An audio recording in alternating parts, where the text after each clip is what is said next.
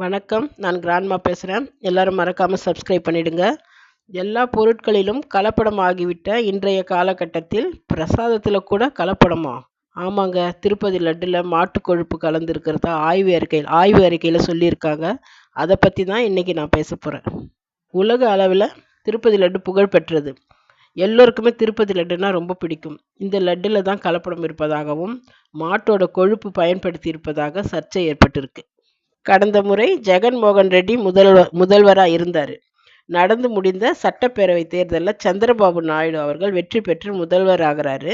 இவர் முதல்வர் பதவி ஏற்ற பிறகு திருமலை திருப்பதி தேவஸ்தானத்தோட நிர்வாக இயக்குனரா ஐஏஎஸ் அதிகாரி ஒருவரை நியமிக்கிறாரு. அந்த ஐஏஎஸ் அதிகாரி பொறுப்பேற்ற பிறகு அவர் பல இடங்களில ஆய்வுகள் நடத்துறாரு. லட்டோட தரம் நல்லா இருக்கான்னு ஆய்வு செய்றாரு. அப்பொழுதுதான் அவருக்கு சந்தேகம் வந்து லட்டு தயாரிக்கும் நெய்யை பரிசோதனைக்கு அனுப்புறாரு. அந்த நெய்யில கலப்படம் செய்திருக்கிறது உறுதி செய்யப்படுது. 5 நிறுவனங்களுக்கு டெண்டர் கொடுத்திருக்காங்க. அதுல ஒரு நிறுவனத்தோட நெய்யில கலப்படம் செய்திருப்பது தெரிய வருது. கடந்த ஜூலை மாதம் 8ஆம் தேதி டெல்லியில் இருக்கிற பரிசோதனை மையத்திற்கு திருப்பதி தேவஸ்தானம் அவங்க உபயோகப்படுத்துகிற நெய்யை பரிசோதனைக்காக அனுப்புகிறாங்க. அந்த நிறுவனம் பரிசோதனை செய்து முடித்து கடந்த ஜூலை 17ஆம் தேதி ஆய்வு அறிக்கையை கொடுத்தாங்க. அந்த ஆய்வு அறிக்கையில் லட்டு தயாரிக்கும் நெய்யில் சோயாபீன்ஸ் எண்ணெய், சன்ஃப்ளவர் எண்ணெய், ஆலிவ் ஆயில், கோதுமை, சோளம், பருத்தி கொட்டை, மீன் எண்ணெய், பாம் ஆயில், பன்றி கொழுப்பு மற்றும் எருமை கொழுப்பு கலந்திருப்பதாக அந்த பரிசோதனை முடிவில் சொல்லியிருக்காங்க. அந்த ஆதாரத்தின் அடிப்படையில் ஆந்திர முதல்வர் சந்திரபாபு நாயுடு அவர்கள் ஜெகன்மோகன் ரெட்டி ஆட்சியில் இந்த கலப்படம் நடந்திருப்பதாக சொல்லியிருக்கார்.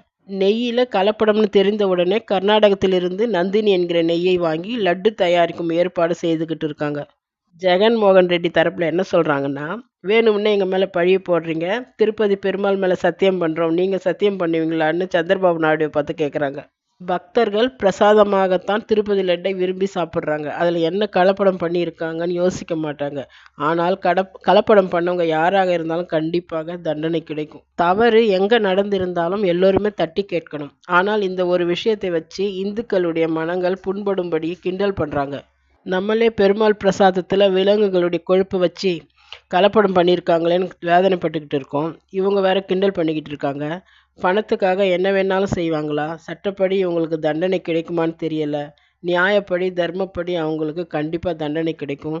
பிடிச்சிருந்தா லைக் பண்ணுங்கள், ஷேர் பண்ணுங்கள், உங்கள் கருத்தை பதிவு பண்ணுங்கள். மறக்காமல் சப்ஸ்கிரைப் பண்ணுங்கள். நன்றி, வணக்கம்.